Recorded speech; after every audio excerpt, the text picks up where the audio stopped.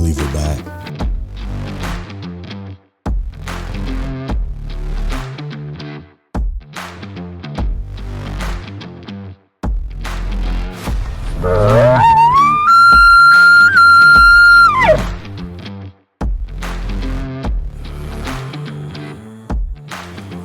It's September, and for those of you that are lucky enough to have elk tags in your pocket, first off, I'm jealous. Second of all, you're probably looking for anything in the world that can give you an edge, any kind of tip that you can find that will help you as you're going out there, especially if it's your first time. Let me give you 3 things that I learned last year from my elk hunt.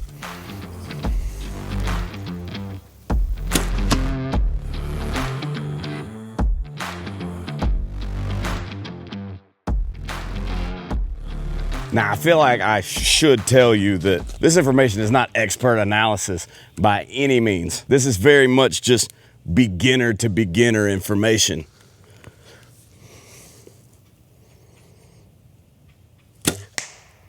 Even though I am a beginner as well, I feel very confident that these next 3 tips will help you if you find yourself in some of the same situations that I was in last year. And we'll start with this tip right here.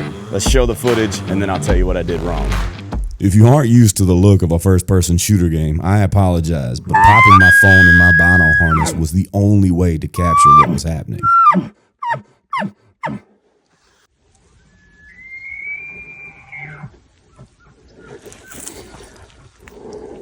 I run down into the brush to cut this bull off.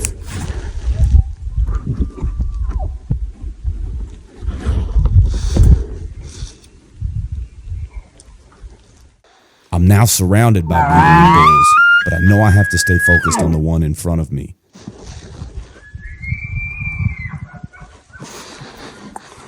I feel like this bull is coming and I'm truly starting to come unglued.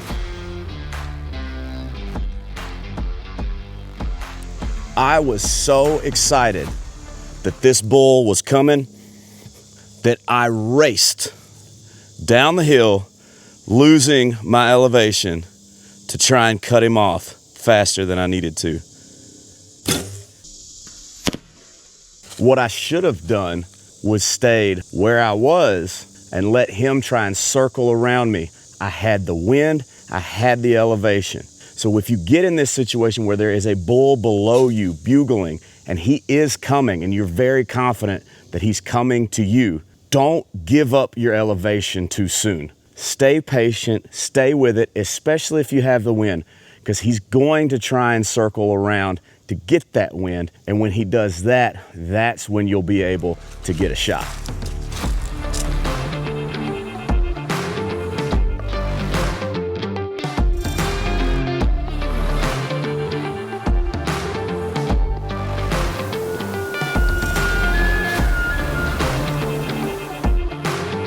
You know, I really feel like patience is the overriding advice that I can give to you. But there is one bit of advice that kind of goes against your instincts as a hunter.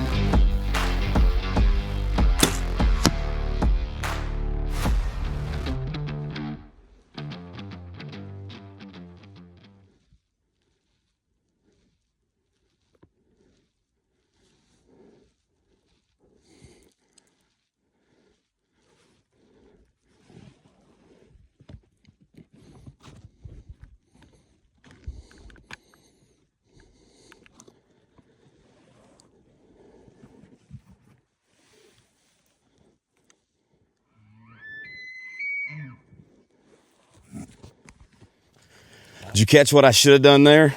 I was so worried about being seen by this bull that I left stuff in front of me. When it comes crunch time on an elk, you need to make sure that everything in front of you is clear. What I want as a hunter is to have stuff behind me and free open in front of me so that I can turn and get ready for the shot as he's not looking.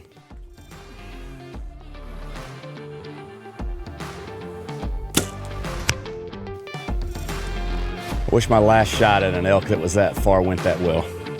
Which is the next thing we want to talk about.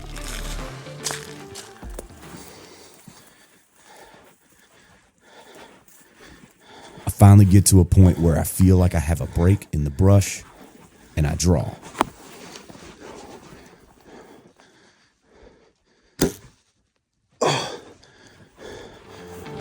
I've heard athletes talk about in tough moments, you don't rise to the occasion, you sink to the level of your training. I sunk way past the level of my training on that shot. I didn't even aim. I was so jacked up. I was so nervous. I had it so bad. I don't remember touching the trigger. So that is the biggest advice that I can possibly give you, is practice shooting every day as much as humanly possible, because you have so much time and money invested in these trips, and you have so high expectations for them, because for some of you, these are once in a lifetime trips. Make sure that when the moment of truth comes, that you are ready. Now, that being said, don't try and not be in that moment. Enjoy it for what it is. One of the coolest moments that you'll ever have in hunting, period.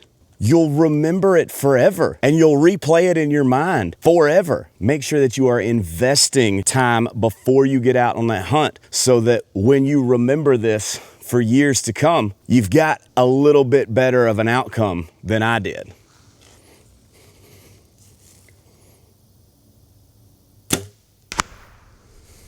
I don't think that would stop a grizzly, but I'm at least in him. I'm gonna take one more.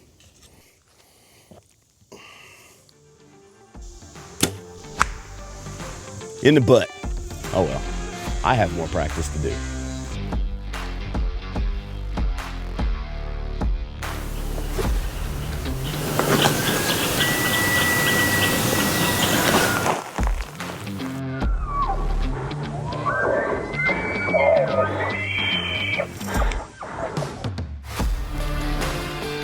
So there you go.